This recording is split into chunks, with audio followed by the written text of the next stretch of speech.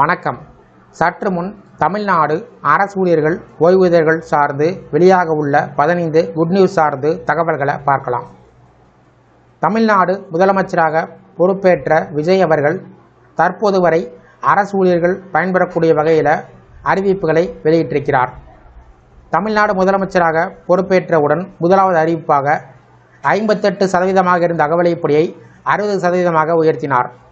ஜனவரி, பிப்ரவரி, March, April ஆகிய 4 மாதங்களுக்கான அகவிலைப்படி நிலுவைத் தொகைகள் மே மாத சம்பளத்துடன் சேர்த்து வழங்கப்படும் என்று தெரிவிக்கப்பட்டது. அரசு ஊழியர்கள் தினமும் காலை 10 மணிக்குள் முக அங்கீகார பதிவேடு அல்லது பயோமெட்ரிக் முறையில் தங்களது வருகை பதிவை செய்ய வேண்டும் என்றும் தெரிவிக்கப்பட்டது. மனிதவள மேலாண்மை துறையில் 2026 ஜூன் 1 முதல் இந்த புதிய முறை நடைமுறைக்கு வந்திருக்கிறது.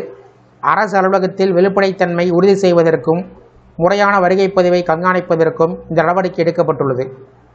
டாப்ஸ் ஓய்வூதிய திட்ட இறுதி விதிமுறைகள் வெளியிடப்படும் வரையில் கடந்த ஜனவரி 1 தேதிக்கு பின்பு ஓய்வு பெற்ற அரசு ஊழியர்கள் ஆசிரியர்களுக்கு மட்டும் அடிப்படை சம்பளத்தில் 30% அல்லது 10,000 ரூபாய் இதில் எது அதிகமோ அத்தொகை இடைக்கால நிவாரணமாக வழங்கப்படும் என்று தமிழ்நாடு அரசு அறிவித்தது. இந்த நிலையில் அடுத்தடுத்து அரசு ஊழியர்களுக்கு எந்த மாதிரியான அறிவிப்புகள் வெளிவரும் என்று ஆவல்கள் ஏற்பட்டிருக்கிறது. இந்த நிலையில் தேர்தலுக்கு முன்பு தவேக அரசு வெளியிட்ட தேர்தல் அறிக்கையில் இடம்பெற்றுள்ள அரசு ஊழியர்கள், ஆசிரியர்கள் மற்றும் போலீசுகளுக்கான அறிவிப்புகள் என்ன என்பது சார்ந்து விவரங்களை பார்க்கலாம்.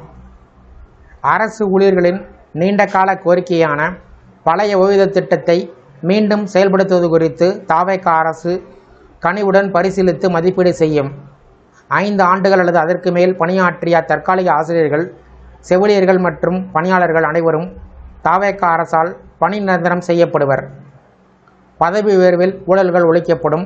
அரசு ஊழியர்களுக்கான இடமாற்றங்கள் முற்றிலும் வெளிப்படையான முறையில் கால வரையறைக்கு உட்பட்டு நடைபெறும். அரசு போலீஸ் பணியாளர்கள், பள்ளி ஆசிரியர்கள் மற்றும் கல்லூரி பேராசிரியர்கள் உள்ளிட்ட அரசு ஊழியர்களின் உரிமைகளை பாதுகாக்கவும் அவர்களின் நலன்களை உறுதிப்படுத்தவும் 5,000 கோடி ரூபாய் ஒதுக்கீட்டுடன் அரசு ஊழியர் நலவாரியம் அமைக்கப்படும். ஒன்றிய அரசு அறிவித்தவுடன் அரசு ஊழியர்களுக்கு பயனளிக்கும் வகையில் 8வது ஊதியக் குழுவை மாநிலத்தில் உடனடியாக தவேக அரசு அமல் செய்யும். காவலர் நலம் மற்றும் வேலை சீர்திருத்த சட்டம் கொண்டுவரப்பட்டு சுழற்சி முறையில் வார விடுமுறை அளிக்கப்படும். காவலர் சலுகைப்படி 500 ரூபாயிலிருந்து 1000 ரூபாயாக உயர்த்தப்படும். சட்டம் ஒழுங்கை காக்கக்கூடிய பணியில் துணிச்சலாக செயல்பட்டு உயிரிழக்கும் காவலர்களை கௌரவப்படுத்தக்கூடிய வகையில் அவர்களின் குடும்பத்தினருக்கு 1 கோடி ரூபாய் கௌரவ ஊதியமாக வழங்கப்படும். காவலர்களின் அடிப்படை மாத ஊதியம் தற்போது உள்ள 18,200 ரூபாயிலிருந்து 25,000 ரூபாயாக உயர்த்தப்படும். மேலும் அதிக பணிச்சுமை உள்ள பிரிவில் பணியாற்றக்கூடிய காவலர்களுக்கு மாதந்தோறும் கூடுதல் ஊக்கத்தொகையாக டியூட்டி அலவன்ஸ் 1000 ரூபாய் வழங்கப்படும்.